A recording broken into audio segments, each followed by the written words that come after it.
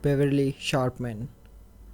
On the evening of September 10th, 1947, 17-year-old Beverly Sharpman, known as Babe to her friends and family, worriedly approached her mother, Nettie, and stated that she had something to tell her.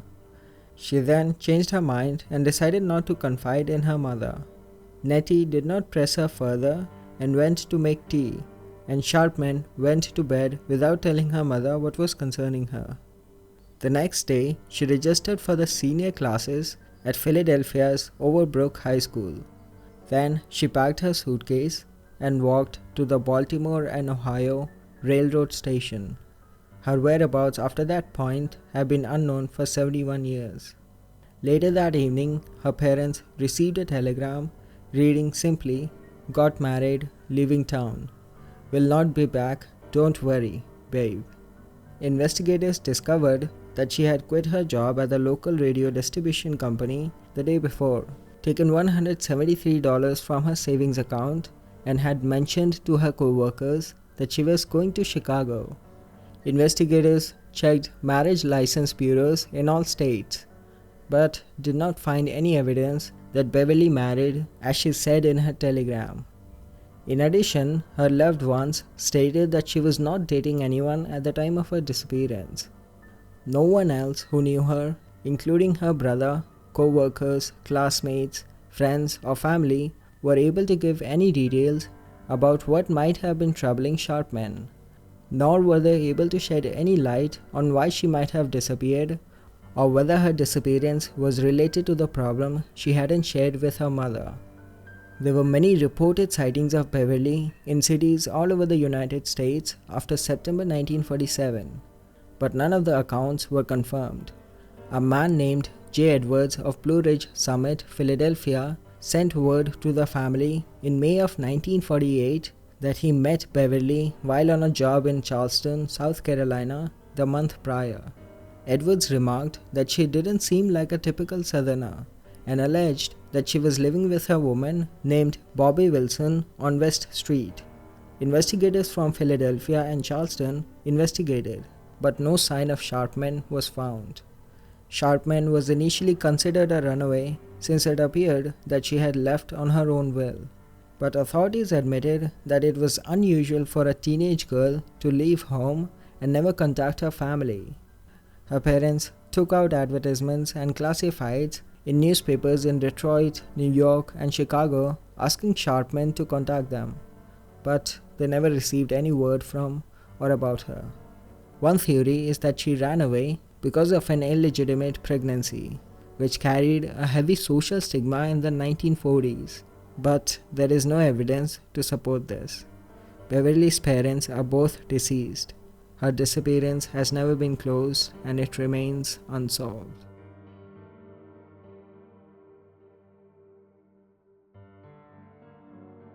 Mel Wiley. On July 28, 1985, policeman and fingerprint technician for the FBI, Mel Wiley, went out in his 1980 Toyota station wagon in Hinckley Township, Ohio, and was never seen again. At 4 a.m. on July 30, his car was found at Lakefront State Park on Lake Erie in Cleveland, Ohio.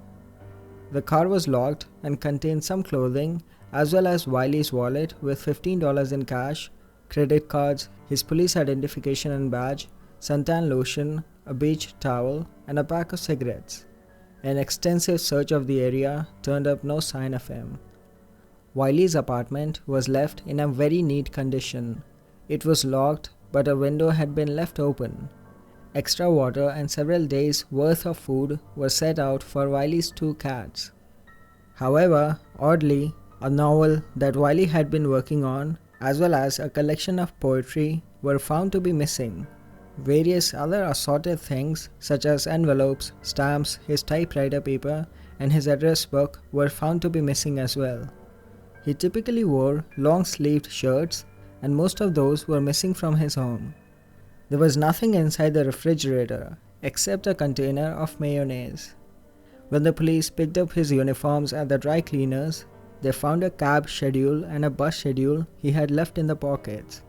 The top drawer of Wiley's desk at the police station which normally contained many items, was completely empty except for his apartment key. The biggest clue was a letter he had typed out to a friend shortly before his vanishing, in which he expressed disillusionment and sadness about the state of his life, ultimately proclaiming that he wanted to just disappear. He said he would be 2,500 miles away by the time his friend got the letter. His friend never received the letter and investigators never found it. But they deciphered what Wiley had written by looking at the ribbon on his office typewriter.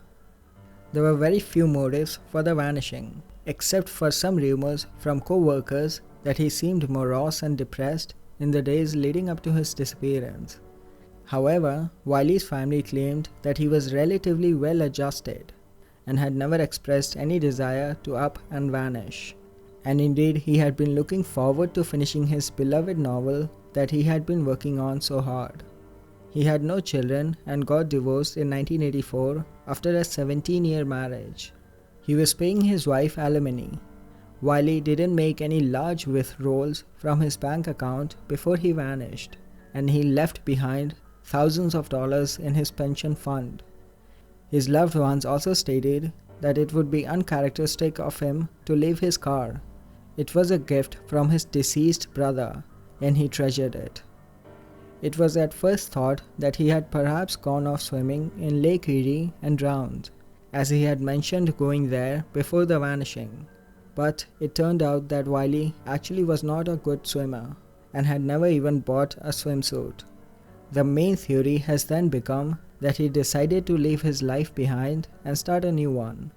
But where that road may have taken him remains unknown. He was declared legally dead in 1993. His case remains unsolved.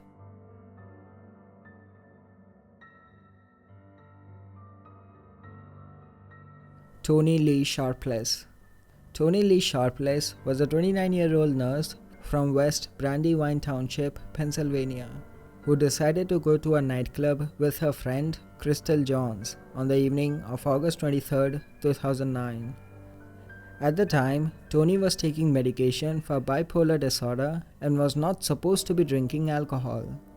Nevertheless, she still got intoxicated. The two friends then decided to keep the party going and headed off to a house party being hosted by a professional athlete. After Toni got into an altercation with another guest, she was asked to leave the party. The two friends left the party and then got into a fight with each other not long after, which ended with Toni ordering her friend to get out of the car. Toni then drove off and has not been seen since. A thorough search turned up no sign of the missing woman, and there was no sign of any activity on her bank account or cell phone. Not even her car has been found, despite the fact that it had reportedly been quite low on gas at the time. Then, in 2013, a private detective received an anonymous letter claiming that Toni had been killed during a fight with a police officer in Camden, New Jersey.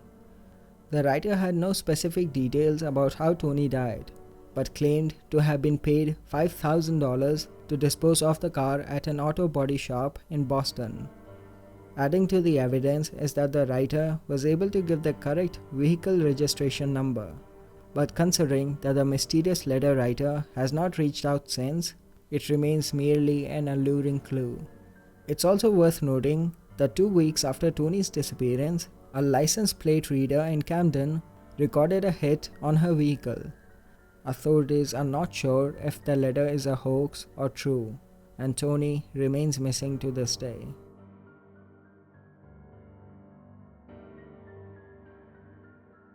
Cecilia Newball and Rene Perez Jr.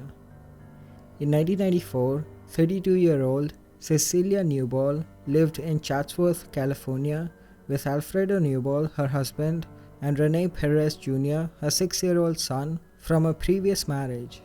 Cecilia and Alfredo had been together for 2 years, and Cecilia was 8 months pregnant with Alfredo's child.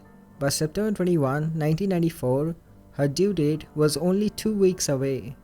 That afternoon, she wrote thank you notes to relatives and friends that attended her baby shower. At around 2:30 p.m., Alfredo left for work. That was the last time that he saw his wife and stepson alive. Alfredo worked as a nurse assistant at a hospital and retirement home for members of the film industry. 2.5 hours after his shift began, he called their home. However, Cecilia did not answer. He called several times throughout the evening, but still no answer. Concerned, he left work early.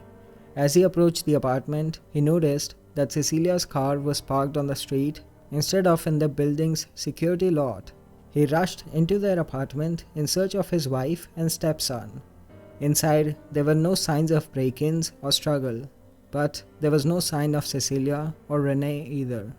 In her Jeep, he found a generic store-bought goodbye card. It was signed simply Cecilia.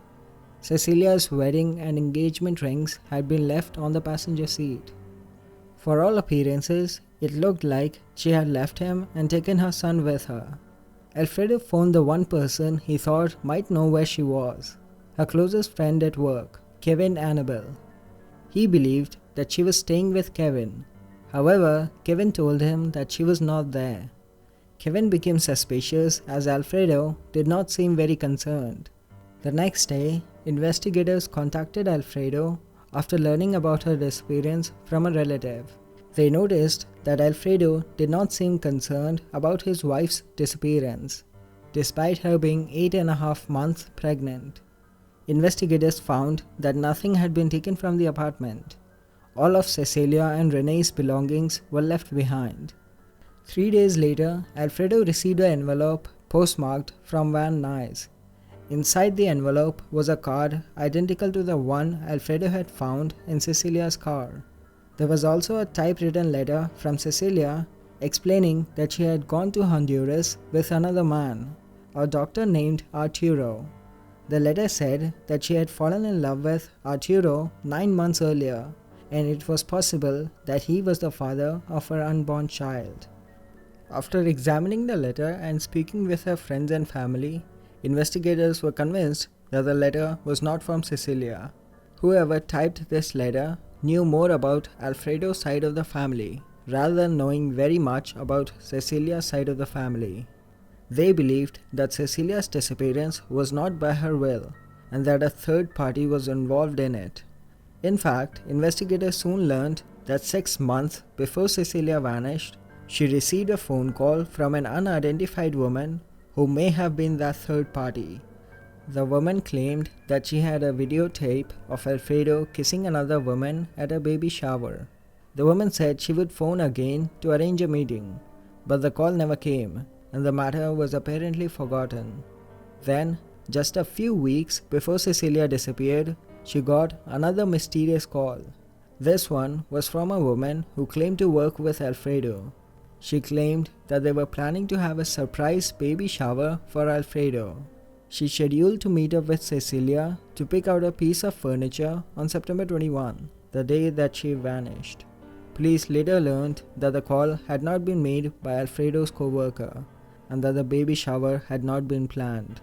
Investigators believe Alfredo knows more about his wife's and stepson's disappearance than he disclosed, but he maintains his innocence and there is no evidence against him. The fate of Cecilia, Rene, and Cecilia's unborn child remains unknown.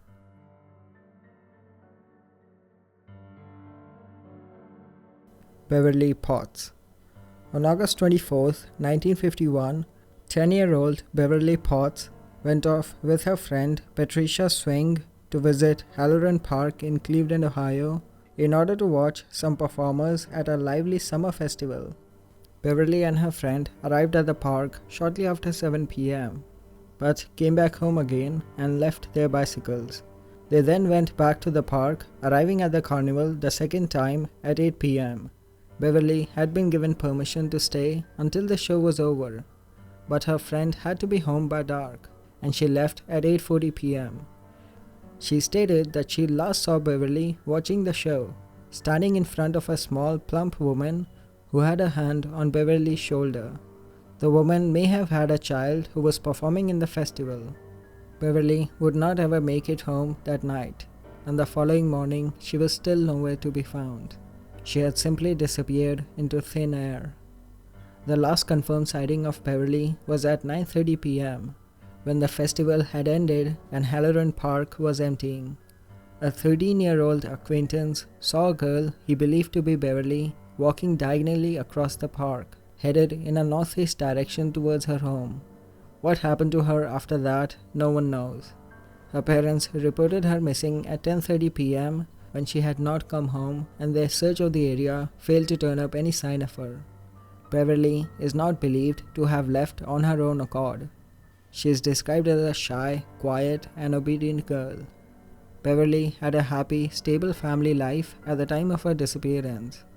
She was also unusually cautious, particularly around men and boys, and would flee when approached by a stranger. Police immediately launched one of the largest searches in Cleveland history, but came up empty-handed. There were countless tips and leads, but none of them led anywhere. 2 months after her disappearance, a man called her family and demanded $25,000 ransom for her return. But he turned out to be an opportunist who had nothing to do with the presumed abduction. Another man confessed to hitting Beverly with his car on the night she vanished, but his story was also proven to be untrue. Oddly, the only real clues began to come in decades later in the form of eerily strange letters. The first was in 1994, when a letter was discovered by accident in a renovated house. The letter was written in 1960 by a woman who claimed that she had caught her husband disposing of Beverly's body in their furnace. Using real estate records, police identified and tracked down the writer, who was 83 years old by 1994. Her husband was dead. The woman admitted to writing the letter, but said that the story was untrue. She wrote it as a fantasy revenge against her husband because he abused her. Then, in 2000, the news publication The Plain Dealer received a series of odd and anonymous letters. The first letter simply stated that the writer was dying and confessed to molesting and murdering Beverly on the night she vanished. 3 more such letters would arrive from the same individual, each giving further grim details into the kidnapping and murder, and they were seen as being a credible lead in the case at the time. The second letter promised that the writer had arranged upon his death to have sent a sealed brown envelope which would supposedly include even more details and proof of admission in the form of a rare coin that Beverly was known to carry around with her. Later in the third letter, the letter writer promised to turn himself in to the police on August 24, 2001, the 50th anniversary of Beverly's disappearance, saying, "50 years is long enough to live with what I have done." But shortly before this date, he sent another letter saying he had to go to a nursing home and thus cannot keep his promise to reveal his identity. This would be the last letter from the mysterious sender, and no one would hear from him again.